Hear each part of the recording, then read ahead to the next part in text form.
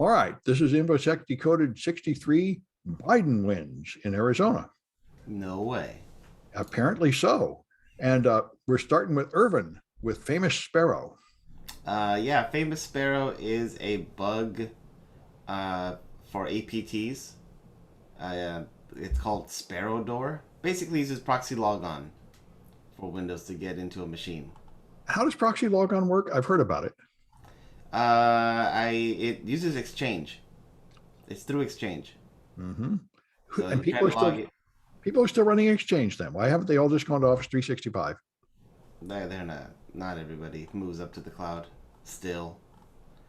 But here's another reason why they should.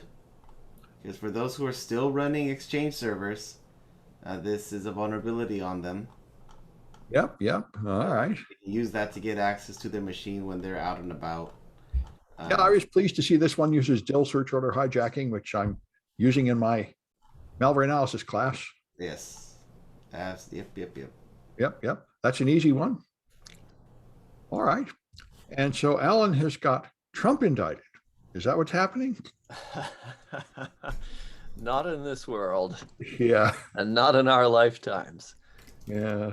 But I do have a story from Krebs on Security. Brian Krebs, the black sheep of the cybersecurity reporting world, has a really long story on a new lawsuit filed by Alpha Bank against a number of whistleblowers who, way back in 2016,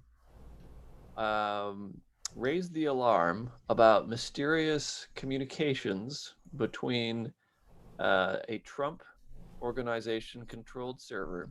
Oh, this is where it just sent some pings or something, right? That's right. I thought that was nonsense. You mean that? Well, this got attention for like 1 week back in 2016, and then it got dismissed because, it's no big deal. That's what I thought. I mean, servers send a few packets to some other server all the time. That doesn't mean anything. Well, but this is where things get a little bit more interesting. And this is a really convoluted, complex story. And just this article alone has required a couple of rereads on my part. But to provide some hopefully not too lengthy background, this involved a domain called Trump email, trump-email.com. Or I should say mail1.trump-email.com. And these whistleblowers who had access, and this is where things get really fuzzy, access to DNS records, access to DNS lookups that are not available to the general public. So it's not entirely clear how they came by this information. People in the know determined that only a few entities were ever performing a record lookups on this particular domain. In other words, almost nobody in the world knew about this mail1.trump-email.com. And the three entities that knew were Alpha Bank, which is one of the 10 largest banks in Russia, Spectrum Health, which is a not-for-profit hospital chain operating in Michigan that at the time was run by Dick DeVos, the husband of future education Secretary Betsy DeVos, and Heartland Payment Systems. The rest of the lookups were just nothing at all, basically. Like less than 1% of the room. 99% of all the A record lookups were performed by those three entities. There was almost no other lookups. And we're talking about a relatively small number of lookups too in total. So was this even an email? Was this even a domain owned by Trump, or just somebody else made a domain with his name on it? No, this was owned by Trump. Okay. This was owned by Trump and registered by GoDaddy, I believe. Okay. Or GoDaddy was the registrar. So that means there's some kind of connection between these people, I guess. There was some kind of connection, but we don't know. That was never clarified.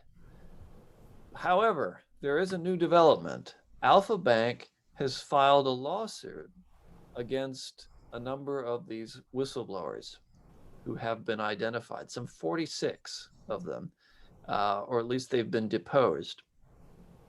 And this has actually ended up shaking the tree a little bit, because in their filing, Alpha Bank has not, in fact, claimed that these allegations are untrue. Instead, what they're doing in this lawsuit is alleging that they have been hacked, and that these 46 people who have been deposed were participants in this hacking. Or I should say cyber attacks, not hacking, but highly sophisticated cyber attacks. Now, there's a little bit more context to this story. When word got out about this, a few publications, few journalists picked up on the story. And one journalist with the New York Times, Eric Lichtblau, got in touch with the FBI, and then got in touch with a lobbying firm that handles Alpha Bank, a Washington, D.C. based American lobbying firm that had Alpha Bank as its client. And after Lichtblau got in touch with this lobbying firm, a couple of days later, this domain was, or the activity associated with this domain stopped.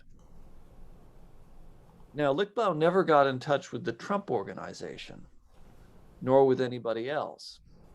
So either somebody at the FBI or somebody at Alpha Bank through the lobbying firm then got in touch with somebody at the Trump Organization, and the Trump Organization then shut this thing down. However, a little while later, just 4 days later, the Trump Organization created a new domain, contact-client.com, or rather trump1.contact-client.com. And the activity between Alpha Bank and this new domain, or at least the A-record lookups, resumed once again, although at a much lower level. Well, now you need a punchline for this. I mean, and this the IP address for contact client and the original Trump email was exactly the same. Now, if you're looking for a punchline, it's not coming, because it's unclear what the nature of this traffic was. So I mean, this could all. I don't understand why anybody cares or anything. So Trump had something to do with the bank somewhere. Why does this matter? Are they trying to allege that he was getting bribed by the bank or doing something illegal with the bank? Because this is a mile away from proving anything like that. Right. Well, it's a long country mile away from proving anything. And this is absolutely true, but it is very questionable behavior. And it's not just email, or I should say not just spam. It's almost certainly not spam. One thing that was speculated back in 2016, as I recall, was that these lookups were characteristic of some kind of database, and that there's some kind of information being shared back and forth between the server at Alpha and within the Trump Organization. Boy, this is, why the first impeachment failed, because evidence like this doesn't convince anybody of anything. I mean, Right. You gotta have a real crime and a smoking gun. And Yes, this is so far but from. as we've seen, and indeed throughout Trump's career, he's been very good at skirting around the law and or bumping right up against the edges of the law, but never crossing that line. Yeah, well, man, okay. I don't know. I don't think there's any headline to come out of that story yet. No, and this is why the story hasn't really gotten picked up, but by major news outlets, at least not yet. But the fact that the Alpha Bank is still pursuing this 5 years later, and the fact that they're deposing a bunch of people, maybe will shake some more information from the tree. So apparently Alpha Bank is the victim because they're the ones complaining? That's right. They've been the victims of a sophisticated cyber attack. Mm. Well, all right. So maybe Trump stole money from Alpha Bank or something is what the idea is here. I mean, I just, Well, Trump is not named in this, and Trump has not been deposed, as far as I know. I don't know, man. All right. Well, I got a simple story. Our Evil is a ransomware affiliate system where you join their club, you get the ransomware, you go hack somebody, you install the ransomware, and then our Evil will take 30% of the taking. You get 70% for doing all the work. So it's like, multi-level marketing. But it turned out they put a secret backdoor decryption key in their ransomware, and they put a man in the middle feature so they can intercept your communication with the victim, cut you out, take all the ransom, give them the other key, and leave, and you get nothing. So they were ripping off all their affiliates. And this, I think, tends to explain what happened because remember, our Evil hacked, I think, the American pipeline, made a huge scandal. And then Biden called Putin and said, all right, you got to stop these guys. And then suddenly they vanished. And people said, maybe Putin told them you have to knock it off. But I think what happened is their reputation got bad. After they totally screwed all their clients, their affiliates, people began to realize this was happening. So they disbanded and changed names and came back, to try to whitewash it so they can do it again. But there's no honor among thieves. And what do you expect when you join a criminal gang? They cut you out. I've heard this is true of money mules. Typically, you join one of them, they ship like packages to your house, you forward it to somewhere in Russia, you're the money mule, they promise you money, and then they never pay you because why should they? Ha ha ha. What are you going to do? Call the cops? And that's usually what happens. And in a broader sense, it's what happens when you buy cryptocurrency. I mean, you're investing in crime and you end up getting ripped off, and who are you going to go to? The cops? Anyway, so all right. Let's go back to Irvin, who has sneaky iPhone apps. Yeah, surprise, surprise. When Apple put in that app tracking thing, that people would find other ways around. So now they do things like what version of the phone you have, your battery status, what Wi-Fi you're connected to. They're finding other ways to individually identify you. So Apple blocked like third-party cookies, right? Yeah, third-party cookies and something else at the same time. But that just doesn't stop ad folks from finding other ways around. Well, this is a lot like Google. I mean, Google has been tracking you like 20 ways, and then they claim they've anonymized one by randomizing the last octet of your IP address, but they still have all these other cookies and everything. Yeah. So, Yeah. This is the privacy invasion business model, which is powering the internet, and people are beginning to get fed up with it. The most hopeful sign is the one I saw a month or two ago where they said, you don't really need to track the user. You could just like base your ad on what part of the page they're looking at, and that would probably be as effective. I don't know if that's true, but if that was true, then it sure would be nice. They wouldn't have to track us so much. Well, even if it was true, does it generate enough money? Well, that's the issue. Is there really a huge amount of money from tracking everything about you, or could they track less about you and still make enough money? And there are people trying to do research on that issue. Yeah. All right. And Alan has apparently something wrong with Facebook. What? Something wrong? There's something wrong at Facebook, apparently. This is very much related to my story on Tuesday about how Facebook, or rather, Mark Zuckerberg had a sit down, a dinner with Peter Thiel, Donald J. Trump, and other Trump folks in 2018 or 2019, and essentially agreed to not fact check any claims or posts by the Trump administration on Facebook in exchange for the FTC not cracking down on Facebook. And a lawsuit has just been unsealed in which Facebook investors allege that that Facebook intentionally overpaid the Federal Trade Commission $5 billion so that Zuckerberg would not be forced to testify or would not be subject to additional scrutiny by the Federal Trade Commission. And what this lawsuit is alleging is that in 2019, Facebook, of course, had been under scrutiny by the FTC for various practices. And Facebook knew this. And Facebook essentially agreed to pay the FTC a fine so that the FTC would drop the investigation, wouldn't pursue the investigation any further. And what those suing allege, what the plaintiffs are alleging here, is that this was done not because the investigation was complete, but they did it as a quid pro quo to head off any further investigation into Mark Zuckerberg specifically. Well, I'm Long not sure story. there's anything illegal here. No, not necessarily illegal, but there is financial harm. And that's why these shareholders are coming after Facebook, because $5 billion is a lot of money. So the Facebook shareholders are claiming he lowered their stock price by paying this huge bribe. Exactly. Right. But of course, see, the thing that strikes me is this is completely normal. I used to work under contract with the FTC, and it reminds me, it was a huge pyramid scheme.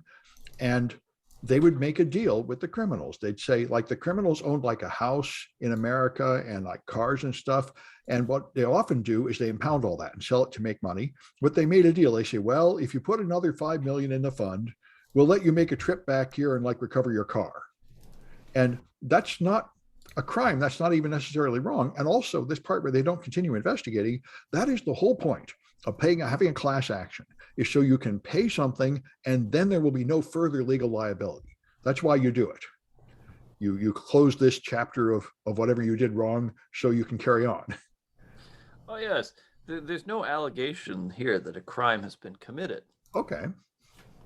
This is a civil lawsuit after all. But the allegation is that money was lost. $5 billion was lost unnecessarily because of Facebook's decision to pay the fine. Yeah, And well, I think this quid pro quo. Well, yeah, I mean, I think the thing you could argue about here is this personality of Zuckerberg being held equal to the company, but that is in the structure of Facebook. Right. The shareholders don't have the right to ever kick Zuckerberg out. And that's why a lot of people are upset. That's the type of corporation where there is not a board of directors appointing the CEO. The CEO is just like a king. Right. He has an extraordinary amount of control over the organization. Yeah, and then now he's down to sort of like this campaign finance money laundering kind of thing where he takes Facebook's money and uses it to solve his personal problems. And that's illegal for a candidate. I don't know if that's actually illegal for a CEO like that, though. I should imagine if it's framed the right way by the lawyers, it's perfectly okay. Yeah, yes. I mean, anyway, certainly people investing in Facebook get less than professional handling of their money. Yes. Under this system. It's not like a usual corporation where there's a board of directors whose primary duty is to make sure that the shareholders are getting their investment returns. Right. It's in fact it's sort of like the Republican Party. Facebook's mission is to do whatever Mark wants to do, and everybody else can just shut up. Just like the Republican Party's mission is to just do whatever Trump says. Yes. Although I should add that there's another dimension to this lawsuit. It was originally two separate lawsuits that have since been consolidated into one. And the second lawsuit, also named Palantir, which is the big kind of weird spy agency sort of. Kind of a spy agency. A private spy agency, analytics firm that was founded by Peter Thiel once again.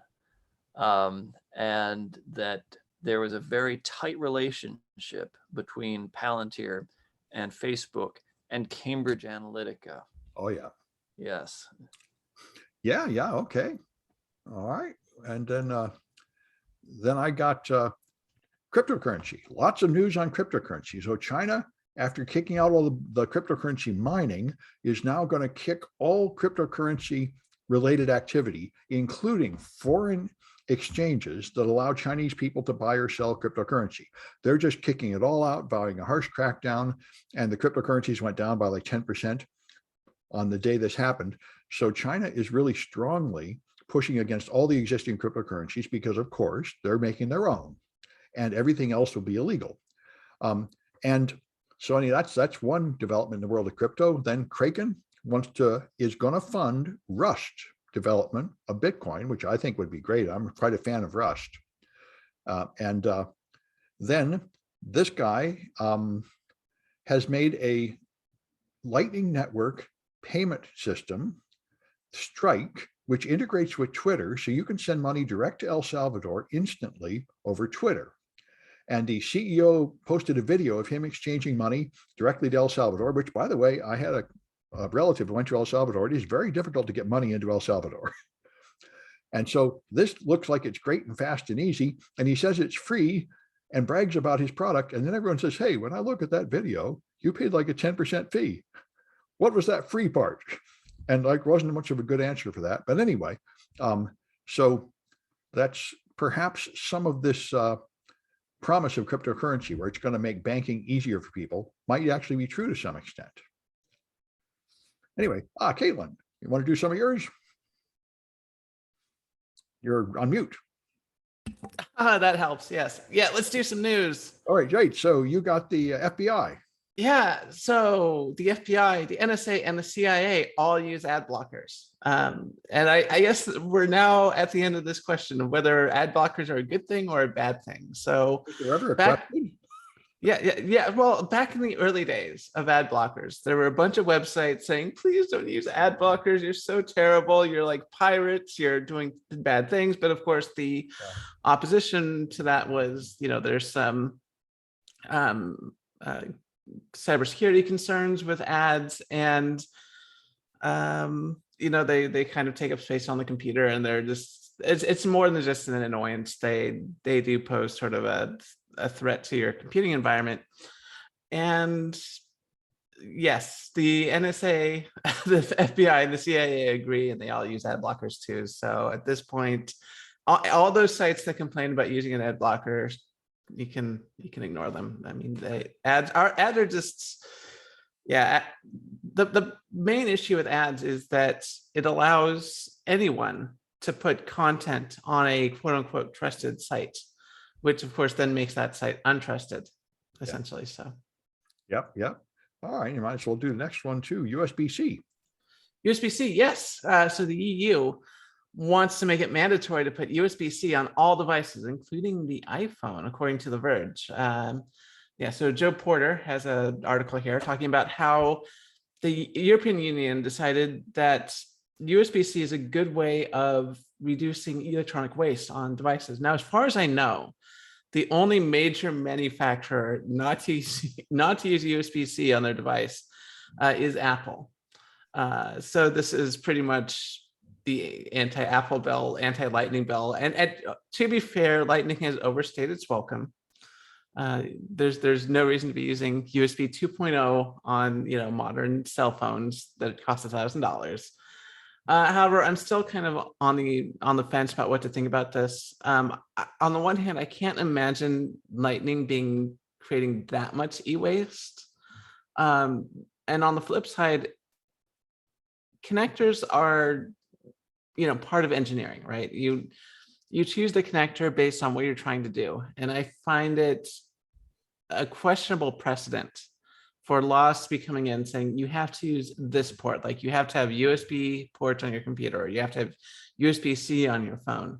Ideally, it should be up to the manufacturers, and ideally, you would hope that the manufacturers have some common sense to use USB-C.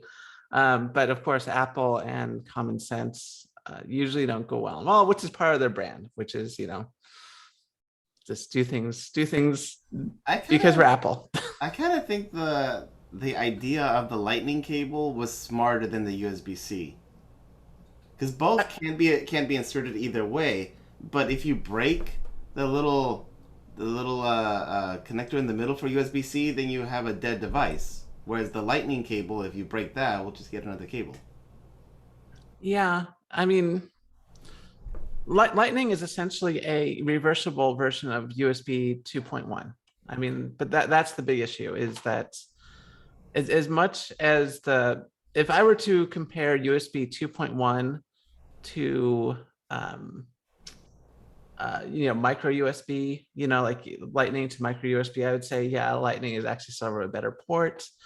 The problem, of course, that USB-C has so much more capabilities built into the standards, including like USB 3.1, USB 3.2, all those things, including the charging stuff. The only issue, of course, is that when you're working on a small device, all those extra features take up space, and every little millimeter on that inside the phone counts, is important. So Yeah, it makes sense. I mean, I do sympathize with trying to do something about the e-waste, because you have to buy a different charger for every stupid thing, and then you can never find the right charger. And there's just a pile of these highly toxic chargers full of PCBs being dumped in trash cans everywhere. So it would be nice if they, instead of having like 100 different plugs, so every device is different, there was like a set of 4 or 5 that were standard. what I would really like to see is every house have a giant AC to DC converter. So instead of having all these little 5-volt converters plugged in, wall warts, plugged into your wall everywhere, you would have little sockets all over your house where you could just say, I need 5 volts, I need 12 volts, something very similar to like the USB-C standard, which would do 2 things. One, like you said, Sam, it would reduce the e-waste. We wouldn't have all these little converters, AC to DC converters everywhere. But also, one of the issue with the converters that we use, most of the converters we put on the wall, they're what are they called? Not step converters. They're switch mode power supplies. Yeah. And they're very usually designed to be as small as possible. Which means that sometimes they're either going to be small or they're going to be cheap. Both ways, you get compromised components, so there's an increased likelihood that that's going to fail. If we had sort of centralized AC to DC conversion with like a really nice, like $500 thing in every home, just to go to all the devices, that would reduce e-waste, make things more reliable. But I don't know. I'm just. This reminds me of the XKCD cartoon where they say there's 14 incompatible standards. We'll make a new one that solves all this. There, now we have 15 incompatible standards. That is true. That is true. However, my incompatible standard solves all the problems that this EU law is trying to fix. That's including the e-waste. That was exactly what they said in the cartoon. We'll make one new standard that replaces all the others, and now you have 15 because, of course, nobody jumps on it. And now, anyway. Yes. Yeah. Well, all right. There is one important exception to this mandate by the EU. Yeah. And that is devices that are wirelessly charged do not need to have a USB-C port. Yeah, which I love. I love wireless charging on my phone. Go to wireless charging, not have any port whatsoever. Yeah, and that seems like something Apple would jump on. Apple always jumps on the new thing that's like not even quite ready yet. Like when they got rid of the floppy and the big candy colored Macs and everything. So just having no ports at all and doing everything wirelessly, that seems totally like something Apple would do. Once again, putting in wireless charging is actually a huge resource hog within the phone, just because you need those giant coils. It's already in all the iPhones. Yeah, I know. But I'm just saying that if you are a designer, that is something to think about. That it is one of the things that does take a lot of space in the phone. But of course, if Apple can find space for wireless charging in their phone, I'm sure they can find space for USB-C. So. But maybe one thing which I've always heard the Apple design team complain about, that all they really care about is aesthetics. Like they make cords that are going to break, but they're more beautiful. So there's no strain relief in their cords because they want them to look good. So if I was Apple, I would think this is great. I'm going to go to the future. Your phone is just going to be a beautiful polished brick like a rock without a single hole anywhere, no ports at all. It all works by magic. It would be even better if it just levitated over your head and went with you everywhere. That would totally sell. So, yep.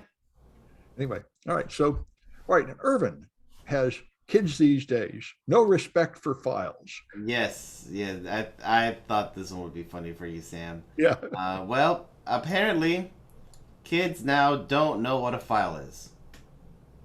I They, can tell you they never used to. Boy, I was the IT guy in a escrow agency, and people were using MS-DOS.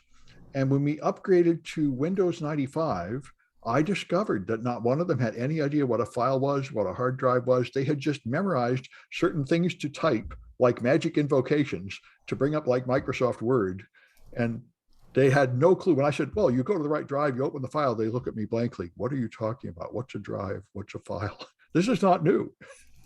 well, yeah, that's exactly what this article is about. It's about people like teachers specifically, realizing that kids don't know what a file is and don't sort their stuff in folders. They just save it somewhere, and it's just a bucket.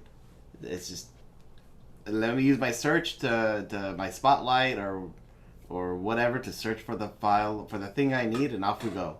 Well, to be fair, I do too. At least 20% of the time when I've saved something, I have no idea where the hell it went. And I have to hunt for it. Yeah, that's what the recents thing is for, right? You see what you opened up recently. That would be nice. Most of those things don't work too well. And, I think I have like extra copies of things everywhere. And the worst used to be before I had a password manager. I would make like this encrypted Word document. And then whenever I needed something, I'd say, oh, where's that document? Oh, I couldn't find it. So I made this other document. So now there's 3 or 4 scattered all over the place. And which one has the password I need? Oh, fun. Well, now I have a password manager and everything is in there. And boy, it's so much better. Yeah, I mean, I don't think there's enough studies done on the progress of computer literacy. Like, how does somebody go from someone who's never used a computer, to someone who, is a computer programmer? What do the steps look like, really? Because we've all gone through it. But there's definitely certain aha moments when you learn computers. But I think also it keeps changing. Like one thing I learned when I started teaching college is most people have no idea what the address bar is in a browser or what a search engine is. They just type whatever they want in any bar that appears and expect to find it. And usually that works. They don't know what a URL is. Why should? Yeah, I mean, one of the things that user interface designers have been doing is trying to make things as simple as usable. And since we're talking about the file system, like one of the things that just baffles my mind is the fact that Apple now makes it like the file system almost invisible on the iPhone to the end user usually. Like they don't even realize they're saving files or where they're going or anything like that. And one thing that did occur to me is that if all that is being hidden from the user, how are they supposed to eventually get the understanding that things are being stored on the device in specific folders and stuff? And so part of the things part of the thing that I think should be introduced into future user interfaces is a sort of teaching method. So not to be like, here's steps this, here's steps that, here's step this, but to make it transparent enough so that, for example, if you're a child and you're just using the computer, you've heard of files and you've seen that file menu dialog before, and don't just be like, save, open or whatever. Just have the user interface show some underlying activity to the user so they kind of get an idea of what's going on. I don't know. It's an interesting idea. I think in a way, files are sort of an artificial thing. Maybe you should just be living in like a virtual reality and have objects and like a magic bag like Harry Potter full of things you can just pull out of there. Yeah, I mean, those things have definitely, people have tried that before and it has not worked. Yeah, well, you could reproduce your digital life like my physical life. Every time I look for a physical object, I'm like, which drawer is that cable in or that piece of paper I was supposed to have 5 years ago? And I probably can never find it. Yeah, but I mean, part of physical objects is that you have this learning period in your life when you're very young, where you're exploring the physical world. And you may not fully understand it yet, but everything is still operating by those same rules. They're not hidden from you. And that's how you eventually get an understanding of how the physical world works. When you're doing computer design, there seems to be a and there has been for a while, this effort to hide the fact that you're using a computer. Yeah. And I'm not entirely sure that's good for the users in the long run. Yeah, I think this is actually a really important issue, user interface design. I watch like your desktop and where's your stuff is stored and where's your stuff in the cloud. Um, it's very confusing, and this is I think we're all struggling with it. Mm-hmm. Yeah. What you'd like is you'd like to be able to save stuff, and you'd like to be able to find it later, and you'd also like to understand whether it's public or private. And all of those are huge pain points. Yeah. Yeah. All right. And so I'm trying to figure out where we are. That was Irvin. So we're down to Alan with the Chinese smartphone. And Lithuania, the Lithuanian National Cybersecurity Center has published an analysis of 3 different smartphones: the Xiaomi Mi T10, the Huawei P40, and the OnePlus 8T. And in this assessment, first of all, they gave a thumbs up to the OnePlus 8T. So for the OnePlus fans out there, according to the Lithuanian National Cybersecurity Center, OnePlus is good.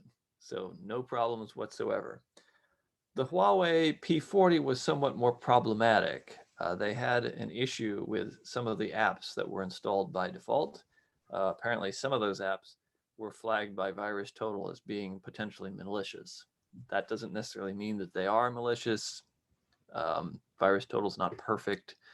It's just that those apps are somewhat obscure, and it's possible that they could be backdoored or do something funky.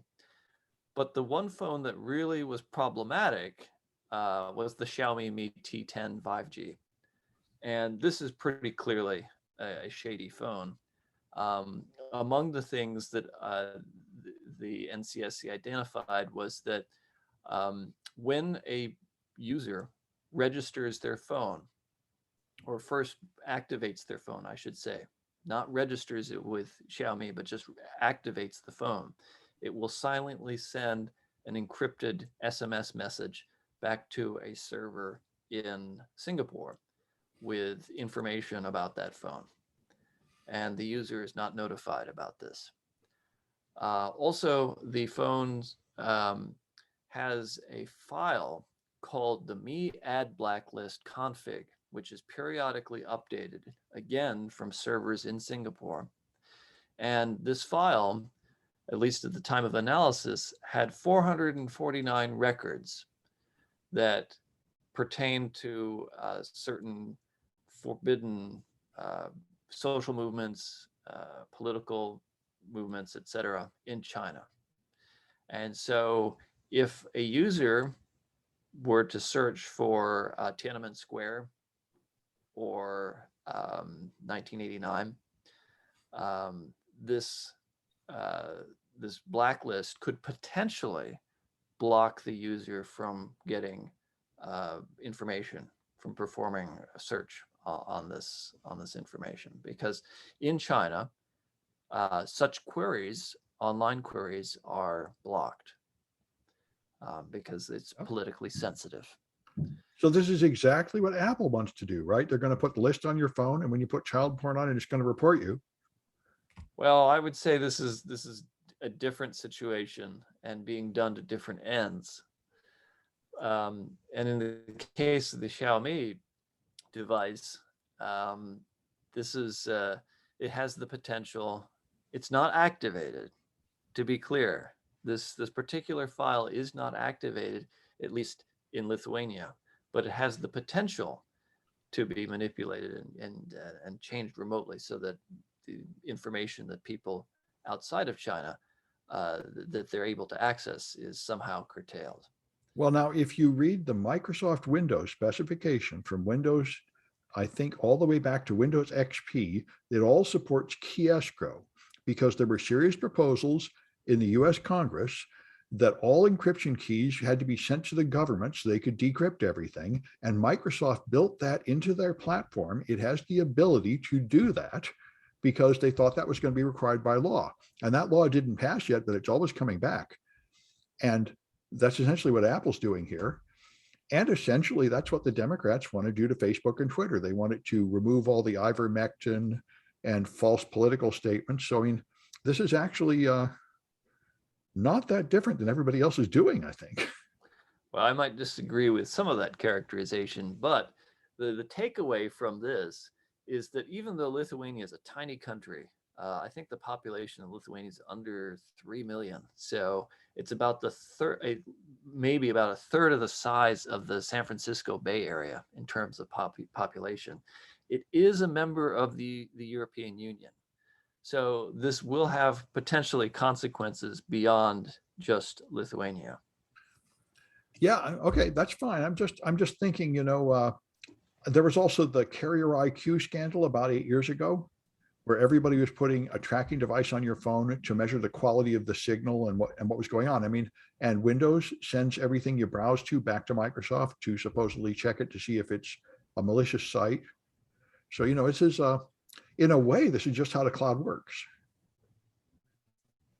And I think this is why the laws are so hard to write. It's very difficult to exactly explain why this is evil and why other things are not evil. Anyway, all right. So then I'm down to, so the one I gave the title, Biden won in Arizona. The Arizona audit is leaked out a couple days early. They're going to announce today that the count was correct. And they're going to try and find something to complain about it, but Biden won. So it's just the collapse of American democracy, which I think is the most fascinating thing in the last couple of years. So the Arizona audit, so-called, from the cyber ninjas, confirms that Trump did not win, which I'm very surprised. I thought they would find some way to twist it to make it sound like Trump win, but apparently they couldn't. But most Americans, a huge amount of Americans, I think it's now 80% of Republicans believe that Biden did not win. And now there's 21 million Americans that believe not only that Biden is not the president, but they believe that Trump should be restored by violence. So these surveys have been coming out, making it seem more and more like we're heading towards a civil war. And Trump called the governor of Texas, and they're now going to have an audit like Arizona, and Pennsylvania is having one even more extreme, where they're getting a list of personal information of all the voters. Because I think what they really want to do is knock door to door and make sure that you really voted for Biden or Trump. And the abortion bill in Florida is coming out like the others. So it's just the American, and I wonder, I listen to MSNBC, which is essentially liberal propaganda, a lot. And those people all say we have to end the filibuster, pack the Supreme Court. The end of the world is going to come in 22 and 24. That seems to be the standard line on the left. And I wonder if that's true. I'm not as upset as these people are. I think the American system does have guardrails, and I think it is possible for the far right to push so far that people will get sick of it. And I think this abortion stuff, which is only supported by 8% of the people, might be the thing that finally makes enough people say, we have to stop this slide to the far right. And I also think that if in 22 and 24, individual states just completely overthrow the will of the voters and put in people that manifestly did not win enough votes, that will begin to bother people. So I don't know, we're going to see. We're either going to turn into Nazi Germany over the next 5 or 10 years, or we're going to move back towards the middle from the far right. So one of the things I found very interesting is that, so there's certain news organizations like Newsmax, OAN, and Fox News. And at least on, I believe it's Newsmax and probably OAN as well. Oh yes, definitely OAN. So there, when you have a 24-hour news station, you can actually buy stories from the Associated Press, Reuters, yes, Reuters. I never pronounced that correctly, but yeah, Associated Press, Reuters. You would never guess I was actually in. I studied journalism for quite a while. Anyway, so yeah, Reuters, the Associated Press. You can buy those stories from them, and run them. And usually, this is for like local channels and stuff as well. And they'll buy them, run them, and get some stock footage that they can use in their own stories. What makes it really interesting about OAN and what you talked about with people believing that Joe Biden isn't the president is that what they will do is they'll buy these stories and edit them in very particular ways. And one way in particular that I found very disturbing is that whenever there's a story about President Biden, they will edit the clip that they get to take away the name, the term president. Right. Well, they have to, right? Because that would offend the religious beliefs of their viewers.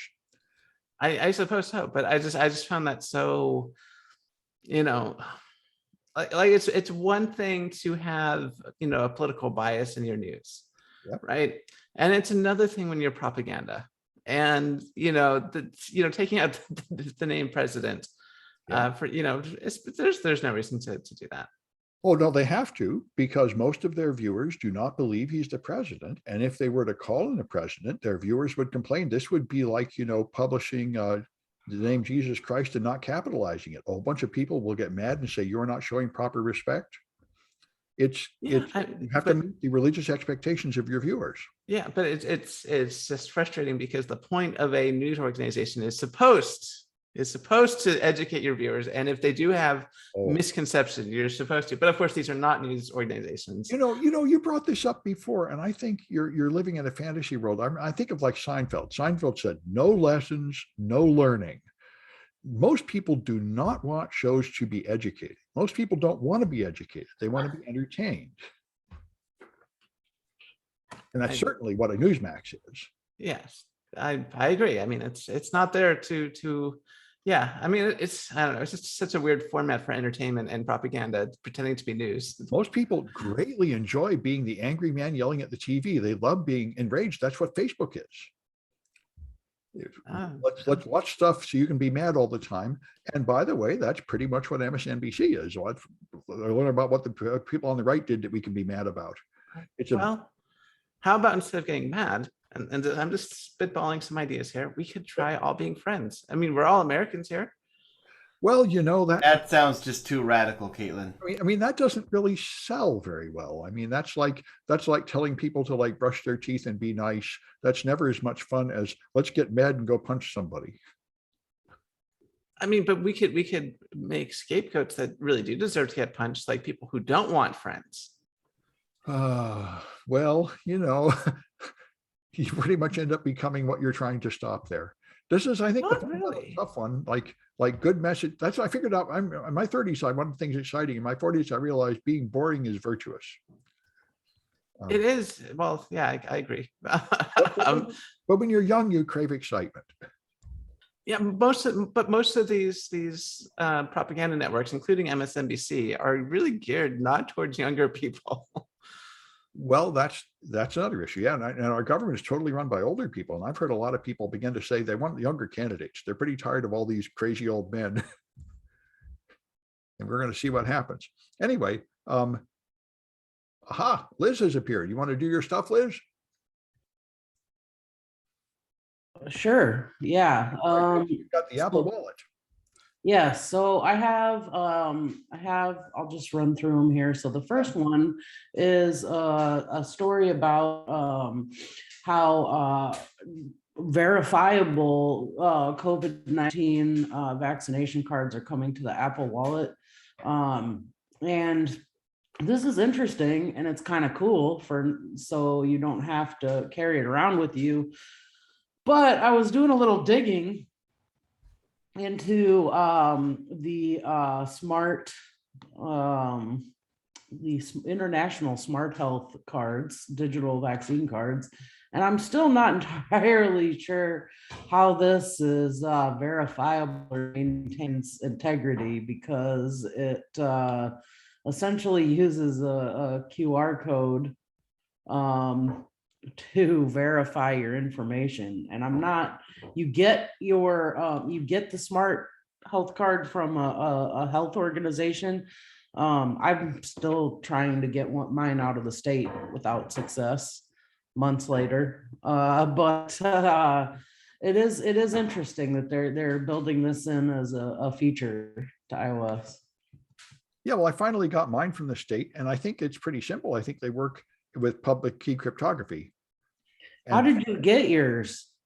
You appeal, and then I had to give them my name. I think my name was like spelled wrong or something. you give them information and they research, and a few days later they come back. The second or third time I appealed, I just watched it. I think you have to respond quickly to their texts back or something. Oh, okay. I think they open a case, and if you don't answer within a day or two, they close the case, something like that. Yeah. So the Oh. California QR code stuff, Uh-huh. I should mention are not encrypted. So anyone who sees your QR code Yeah. can get your information. The PGP encryption happens on the iPhone. Well, yeah, but I don't think the point is to encrypt it. The point is to sign it so you can verify. I think it has a digital signature. From what I was reading, no, that's the encryption isn't for verification purposes. It is just to encrypt the data. Oh, well, that's strange then. Okay. Well, I will tell you that I did reverse engineer the stuff that the California stuff gives out for no reason whatsoever. Anyway, there is a signature that is signed, but that's it. At least on the California one. I don't know what Apple's planning to do, and I will be interested to see how they implement this. But the California one is just a QR code with like a bunch of your PII and encoded, and a little string at the top with a signature. So. And Okay. So you're right, Sam. And the end result of this, of course, is that they're all useless because there's like 20 different versions, and whatever store you're trying to go into doesn't support them. So, Right. so Well, you have and to I really around the and I don't know what would stop you from just taking a picture of somebody else's and you passing it off as your own. Well, certainly you could make a fake copy of that paper card, which is the only thing anybody can really use because it's the only thing everybody has. Right. I mean, this No, reminds no one would do that, Sam. Come on. Yeah, that's right. Anyway, all right. So That would be a federal offense. it would be apparently, yeah. Anyway, So the next one that I have is hackers breached the port of Houston, which is kind of old news because it happened last month, but I didn't know about it. And according to the feds, it was a nation state attacker, but they didn't do anything naughty apparently once they got into the system. So I thought that was kind of interesting. well, I know the Russians did this a lot around 2016. They got into a lot of systems and didn't do anything but sort of snoop around. Yeah, and that's what this sounded. That's dead on what this story sounded like. Well, and that's why there was a lot of concern at that time that what they had done is demonstrate the capability to shut down our power grid anytime they want to. Mm-hmm. Yeah, And I thought that we had, kind of looked into this and thought, oh no, we better protect our ports. But well, that's hard to do. yeah, absolutely. Yeah. Especially if those same systems have been compromised in the past multiple times. Yeah, I mean, it's hard to.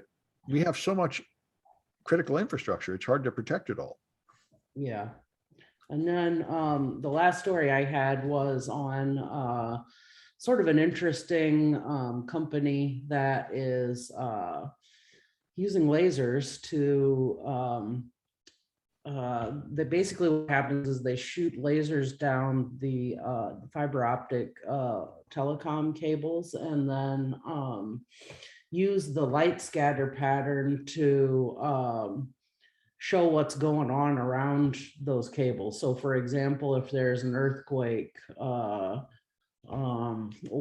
if they're able to tell if a super heavy truck goes over the cables versus like somebody on a bicycle or if they're next to leaky pipes that might be in danger of compromising them. So I thought that was kind of cool technology. Some of the data visualizations they're able to get from this are pretty neat. Well, this is great. I mean, I used to do this, and an optical time domain reflectometry is amazing. You send a pulse down fiber and you get a complete graph of everything that's going on in the fiber. This is actually a brilliant idea. All that fiber could be used to sense all kinds of things. And in particular, of course, it'll sense when somebody's about to cut the fiber, but you're right, it could be sensing the traffic above it and the earthquakes and everything. One of the coolest use cases that I read about it was they can tell if a ship's about to, run into one of the undersea cables, which was pretty cool. Yeah. It's actually a brilliant idea. Normally, you can only do optical time domain reflectometry when you turn off all your sources. And there's no other light in the cable, but actually, now that you bring it up, there's no reason you don't use some different wavelengths of light. And That's really interesting. You could just be continuously monitoring the health of your fiber network, which would be pretty cool. That's exactly what this technology is going to do. So I thought that was pretty cool. Yeah, and it reminds me of the one that we've heard a week or two ago, where you could like see how many people are in your house and whether they're carrying metal objects by just monitoring the Wi-Fi. Yeah. Yeah. What could go wrong? Anyway, all right. And the last one, I think, is Kaitlyn with not enough semiconductors.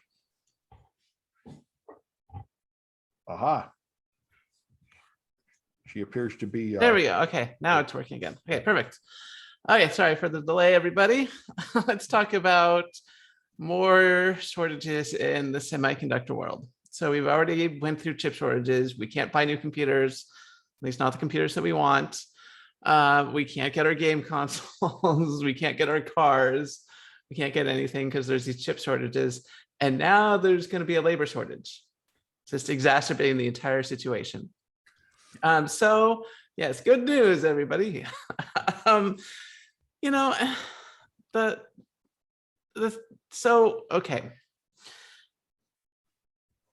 Chip manufacturing is not easy. It requires very specialized workers.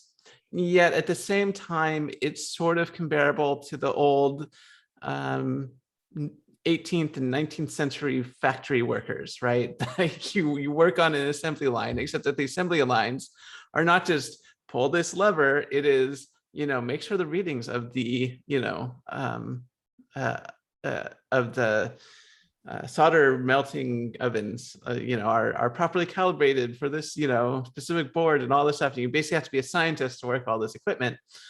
And so there's a real labor shortage because on the one hand, you really need these highly trained individuals who, can work in these environments. Let me tell you, I've been to a factory in person once, and it was really depressing. Like nothing drove me away from working in semiconductors more than visiting one of these places, because they just don't have an atmosphere that's conducive to fun and camaraderie. I mean, there are people who are working together like all day long, and they like just don't talk to each other, just sitting there like wrapping wires and reading stuff and jotting things down. They're not like talking or doing anything like a real workplace. And they're not encouraged to.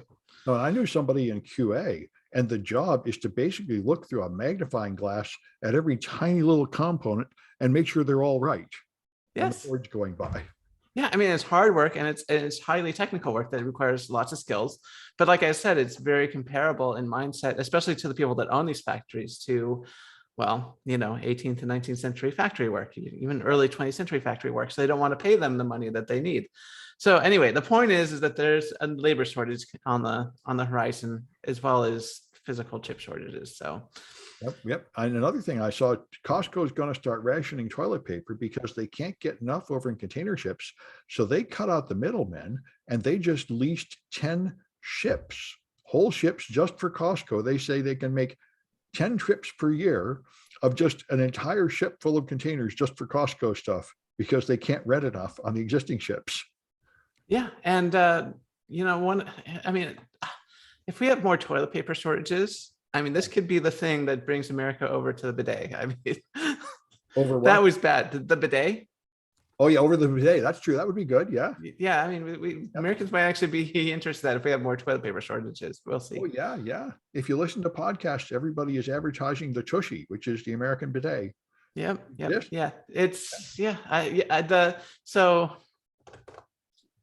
So the reason why we had a toilet paper shortage is that we have a just-in-time supply system, right, where everything has been super optimized. The second there's any sort of interruption to that system, everything goes to pieces. And for a lot of things, that's fine.